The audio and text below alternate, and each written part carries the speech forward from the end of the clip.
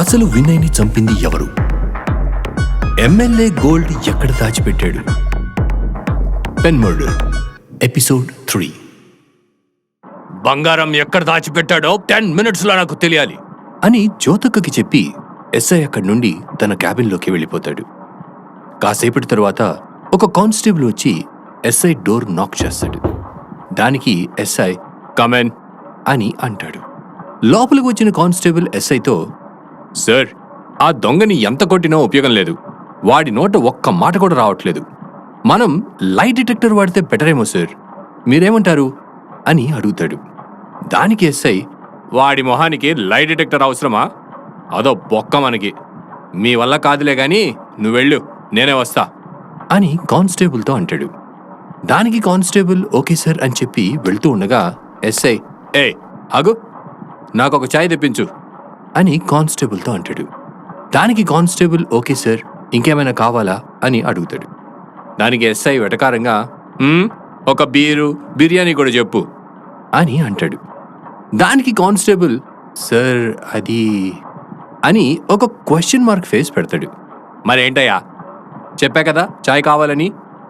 ఇంకేమైనా కావాలా అంటే నేను అడుగుతాగా, పోయి చెప్పింది తీసురా అని ఎస్ఐ కానిస్టేబుల్తో అంటాడు. దానికి ఓకే సార్, ఇప్పుడే తీసుకొస్తాను అని చెప్పి కానిస్టేబుల్ అక్కడి నుండి వెళ్ళిపోతాడు. అలా వెళ్ళిన కానిస్టేబుల్ బయట ఉన్న వేరే డ్రైవర్తో, రేయ్ బండితి అని అంటాడు. దానికి ఆ డ్రైవర్, ఏందన్నా అంత ఫైర్ మీద ఉన్నావు, ఏమైంది అని ఆ కానిస్టేబుల్ని అడుగుతాడు. దానికి కానిస్టేబుల్, ఏం చెప్పమంటావురా నాయన, ఈ ఎస్ఐతో ఒక సావు కాదు. ఏం తేవాలో సరిగా చెప్పడు, అడిగితే తిడతాడు. ఎట్లా పడాలో ఏందో ఈ ఎస్ఐతో అని డ్రైవర్తో అంటాడు. దానికి డ్రైవర్, ఏ అన్నా, ఆ పోయిన బంగారం వెతికి తెమ్మన్నాడా ఏంది, అంత విసుక్కుంటున్నావు అని వెటకారంగా అంటాడు. అలా డైరెక్ట్గా ఏదో ఒకటి అర్థమయ్యేలా చెప్తే బాగానే ఉంటుందిరా. అన్నీ ఇండైరెక్ట్గా చెప్తాడు.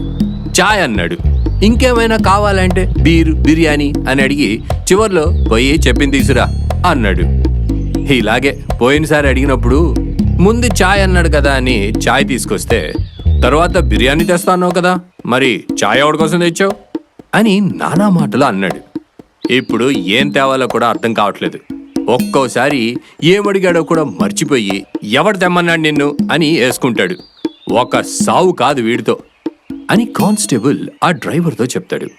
దానికి ఆ డ్రైవర్, పోనీలేనా, టెన్షన్ తీసుకోకు, ఓ పని చేద్దాం, ఛాయ్తో పాటు బిర్యానీ కూడా తీసుకొద్దాం, ఏది కావాలంటే అది తీసుకుంటాడు అని చెప్పి పదాన్న వెళ్దాం అని కార్ స్టార్ట్ చేసి వెళ్ళిపోతారు. ఇంకోవైపు ఎస్ఐకి తన మొబైల్లో ఒక నోటిఫికేషన్ వస్తుంది. బాడీ పోస్ట్ మార్టం రిపోర్ట్స్ రావడానికి 1 వీక్ పడుతుంది అని రమేష్ అనే వ్యక్తి నుండి మెసేజ్ వస్తుంది. ఆ మెసేజ్ చదివిన ఎస్ఐ వెంటనే ఆ రమేష్ అనే వ్యక్తికి కాల్ చేస్తాడు. కాల్ లిఫ్ట్ చేసిన రమేష్, సార్ చెప్పండి సార్ అని అంటాడు. దానికి ఎస్ఐ, ఏంటా మెసేజ్?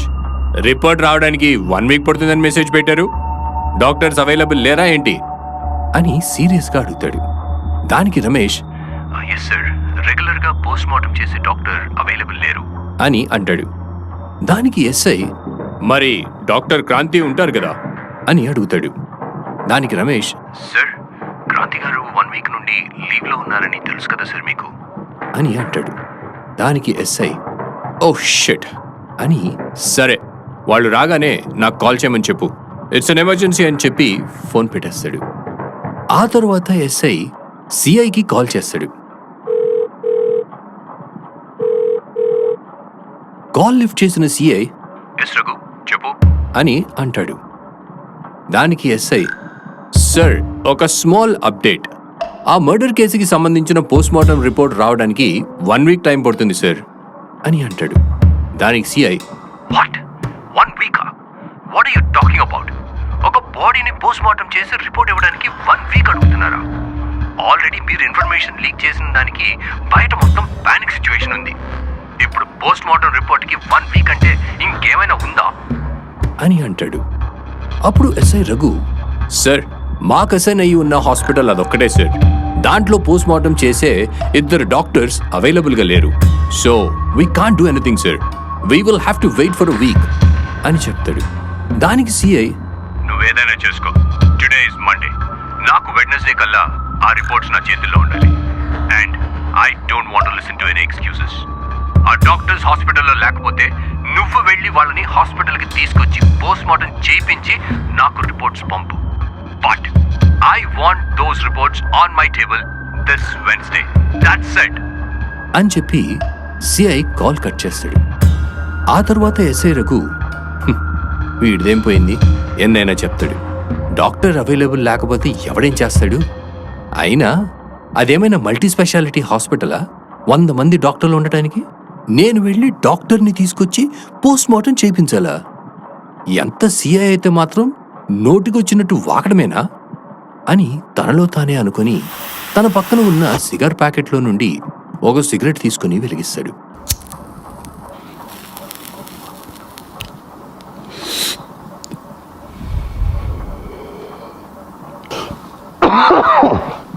అలా 2 పఫ్ఫులు సిగరెట్ తాగగానే, మే ఐ కమిన్ సార్ అని జ్యోతక్క అంటుంది. దానికి ఎస్ఐ రఘు, ఎస్ కమెన్ అని అంటాడు. సార్, ఎంత ప్రయత్నించినా వాడి నోట్లో నుండి ఆ ఎమ్మెల్యేది బంగారం ఎక్కడ పెట్టాడో తెలియట్లేదు సార్. ఇంకా మీరే ఏదో ఒకటి చెయ్యాలి అని అంటుంది. సరే పద, వస్తున్నా అని చెప్పి జ్యోతక్కతో పాటు ఎస్ఐ రఘు ఆ దొంగ ఉన్న సెల్ దగ్గరికి వెళ్తాడు. అక్కడ ఉన్న టేబుల్ మీద ఆ దొంగను పడుకోబెట్టి వాడికి కాళ్ళు చేతులని కట్టేస్తారు. ఆ తరువాత ఆ దొంగ పాదాలకి ఐస్ క్యూబ్స్తో రబ్ చేయమని ఎస్ఐ చెప్తాడు. దానికి అక్కడున్న కానిస్టేబుల్ ఎస్ సార్ అని చెప్పి వాడి కాళ్ళకి ఐస్ క్యూబ్స్తో రాసి ఎస్ఐ లాఠీకి ఆయిల్ రాస్తారు. అలాగే ఆ దొంగ పాదానికి కారం రాస్తారు. ఆ తరువాత ఎస్ఐ ఆ పాదానికి కారం రాసిన చోట పాదం చిట్లిపోయేలాగా తన దగ్గర ఉన్న లాఠీతో గట్టిగా కొడతాడు. ఆ చిట్లిపోయిన పాదాలలోకి కారం వెళ్ళి ఆ దొంగ కళ్ళల్లో నుండి నీళ్లు కారుతూ ఆ మంటకి గట్టిగా అరవటం మొదలు పెడతాడు. ఇంకా ఆ నొప్పిని తట్టుకోలేక, నిజం చెప్పేస్తా, ఆ బంగారం ఎక్కడుందో నిజం చెప్పేస్తా అని ఆ దొంగ అంటాడు. అది విన్న ఎస్ఐ రఘు దొంగతో, నీతో నిజం ఎలా చెప్పించాలో నాకు తెలుసు. ఇదేదో ముందే ఏడిస్తే నీ కాళ్ళకి నీ దెబ్బలు తగిలేవి కాదు కదరా. చెప్పో, ఆ బంగారం ఎక్కడ పెట్టావు అని అడుగుతాడు. దానికి ఆ దొంగ, సార్, ఆ బంగారం ఎక్కడో లేదు. ఎమ్మెల్యే గారి 2వ భార్య వాళ్ళ తమ్ముడి దగ్గరే ఉంది సార్. ఇదంతా ఆవిడ చేసిన ప్లానే సార్ అని చెప్తాడు. అనుకున్నా ఆ ఇంట్లోనే అసలు దొంగ ఉంటారని. సరే, ఏయ్ కానిస్టేబుల్, వాడి కట్లు ఇప్పండి అని చెప్పి అక్కడున్న వాళ్ళతో, ఇది నిజాన్ని కక్కించే విధానం, ఎప్పుడు నేర్చుకుంటారో అని ఒక ఎక్స్ప్రెషన్ ఇచ్చి ఎస్ఐ రఘు తన క్యాబిన్లోకి వెళ్ళిపోతాడు. కాసేపటికి డ్రైవర్ రాము ఇంకా ఎస్ఐకి చాయ్, బీర్, బిర్యానీ తీసుకురావడానికి వెళ్ళిన కానిస్టేబుల్ వస్తారు. ఆ కానిస్టేబుల్ ఎస్ఐ క్యాబిన్లోకి వచ్చి, సార్, ఇదిగోండి చాయ్తో పాటు మీరు అడిగిన బీర్, బిర్యానీ అని చెప్తాడు. దానికి ఆ ఎస్ఐ, ఓ, బీర్ బిర్యానీ కూడా తెచ్చావా? సరేలే, ఆ సెల్లో ఉన్నవాడు బంగారం ఎక్కడుందో చెప్పేశాడు. నేను ఇచ్చా అని చెప్పి ఆ బీర్ ఇంకా బిర్యానీ వాడికి ఇచ్చేయి. ఆ చాయ్ టేబుల్ మీద పెట్టి నువ్వు వెళ్ళు అని కానిస్టేబుల్తో అంటాడు. దానికి ఎస్ సార్ అని చాయ్ని టేబుల్ మీద పెట్టి కానిస్టేబుల్ అక్కడి నుండి ఆ దొంగ ఉన్న సెల్ దగ్గరికి వెళ్తాడు.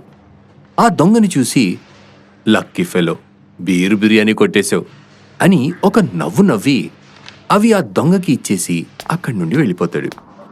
మరోవైపు ఎస్ఐ రఘు సిఐ నాయుడుకి ఫోన్ చేసి, సార్, ఎమ్మెల్యే బంగారం ఎక్కడుందో తెలిసిపోయింది అని అంటాడు. దానికి సిఐ, ఓ, ఎక్కడుందంట అని అడుగుతాడు.